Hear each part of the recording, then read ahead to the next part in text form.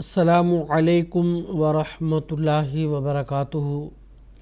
ناظرین کرام، تجوید القرآن کلاسز کا سلسلہ جاری ہے۔ اس سلسلے میں ایک اور کلاس کے ساتھ خاکسار آپ حضرات کی خدمت میں حاضر ہے۔ ناظرین کرام، آج کے کلاس میں ہم سورہ یونس کے آخری رکوع نمبر 11 کی تلاوت سنیں گے۔ اس کے بعد حسب سابق قواعد بھی ہم پڑھیں گے۔ اب ہم سنتے ہیں سورہ یونس کے آخری اور رکوع نمبر 11 کی تلاوت۔ اعوذ باللہ من الشیطان الرجیم،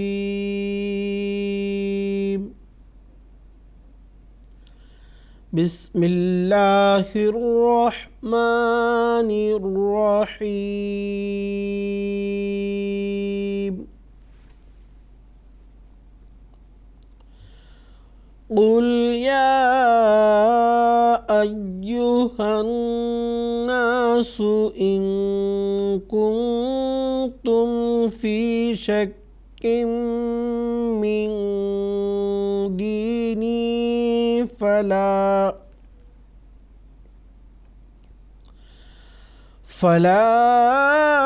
اعبد الذین تعبدون من دون اللہ ولکن اعبد اللہ الذی یتوفاکم وَأُمِرْتُ أَنْ أَكُونَ مِنَ الْمُؤْمِنِينَ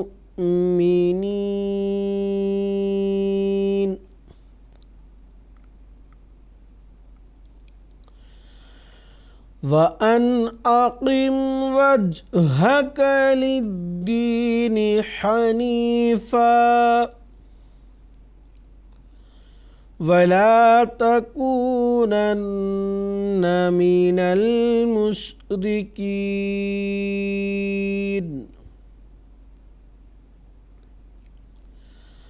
وَلَا تَدْعُ مِن دُونِ اللَّهِ مَا لَا يَنفَعُكَ وَلَا يَضُرُّكَ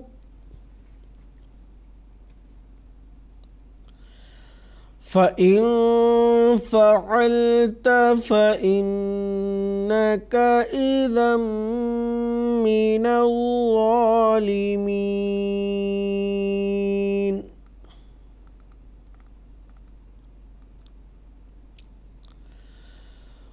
وَإِن يَمْسَسْكَ اللَّهُ بِضُرٍّ فَلَا كَاشِفَ لَهُ إِلَّا هُوَ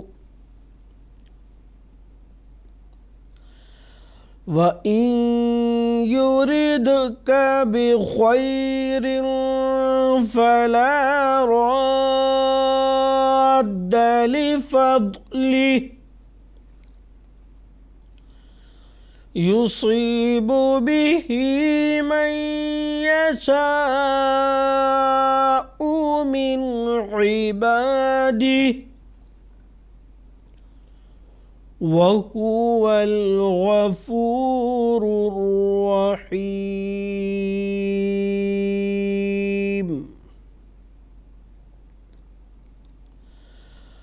قُلْ يَا أَيُّهَا النَّاسُ قَدْ جَاءَكُمُ الْحَقُّ مِنْ رَبِّكُمْ فَمَنِ اهْتَدَىٰ فَإِنَّمَا يَهْتَدِي لِنَفْسِهِ وَمَنْ ضَلَّ فَإِنَّمَا يَضِلُّ عَلَيْهَا وَمَا أَنَا عَلَيْكُمْ بِوَكِيلٍ۔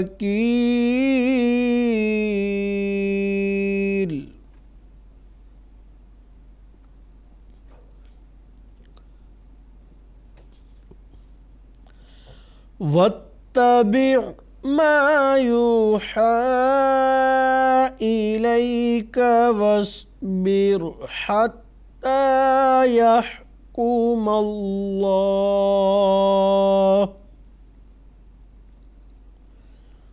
وهو خير الحاكمين۔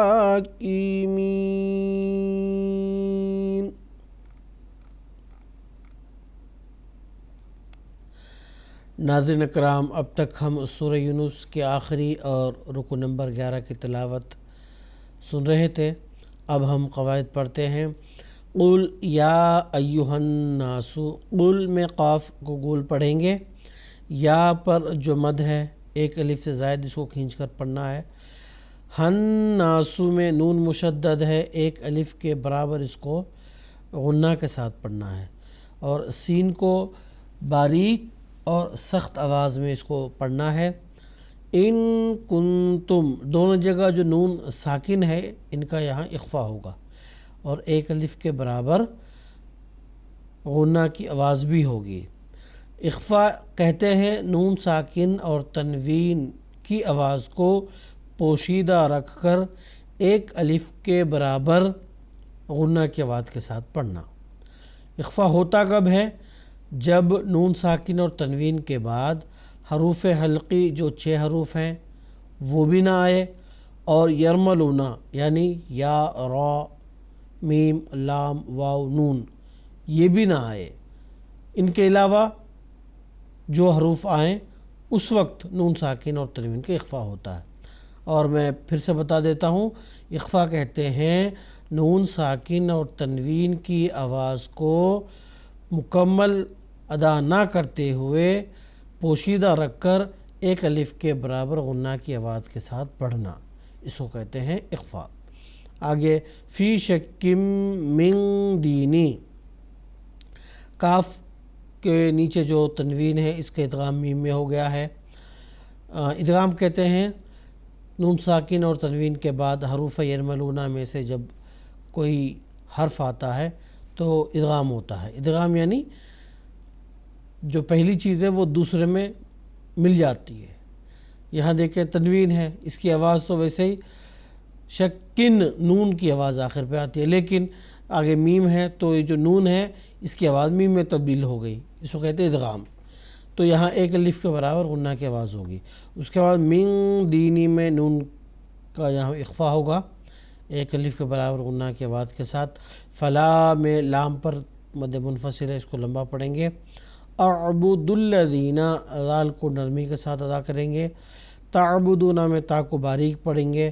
من دون اللہ میں نون ساکن کا یہاں اخفا ہوگا، ایک الف کے برابر غنہ کی آواز کے ساتھ، اور اللہ کا جو لام ہے یہاں باریک پڑھا جائے گا۔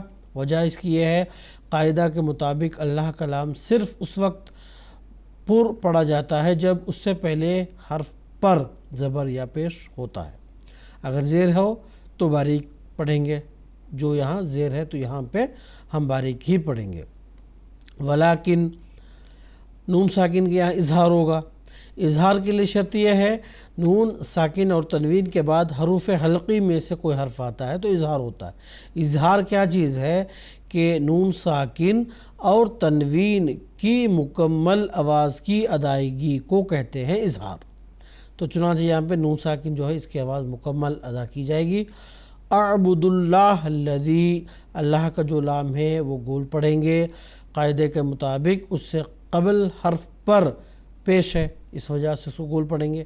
اگر اس پر زیر ہوتا تو صرف اس صورت میں یہاں گول نہیں پڑے جاتا، لیکن زبر اور پیش ہو تو گول پڑھا جاتا ہے، اس وجہ سے یہاں پہ ہم گول پڑھیں گے۔ اعبد اللہ الذی میں ذال کو نرم پڑھیں گے، یہ توفاکم میں تا کو باریک پڑھیں گے، کاف کو بھی باریک پڑھیں گے۔ علامت وقف جیم کی وجہ سے یہاں ہم نے وقف کر دیا، چونکہ پہلے سے میم ساکن ہے تو اس کو ہم کوئی اس میں چینجز نہیں کریں گے۔ وَأُمِرْتُ، آگے تا جو ہے یہ باریک پڑھیں گے، اور را ساکن جو ہے اس کو بھی باریک پڑھیں گے۔ اگر را ساکن سے قبل حرف پر پیش یا زبر آتا ہے تو را اس کو پر پڑھتے ہیں، ورنہ باریک، یہاں باریک پڑھیں گے۔ ان اکونا نون ساکن کا اظہار ہوگا کیونکہ آگے حروف حلقی میں سے ایک حرف حمزہ آیا ہے.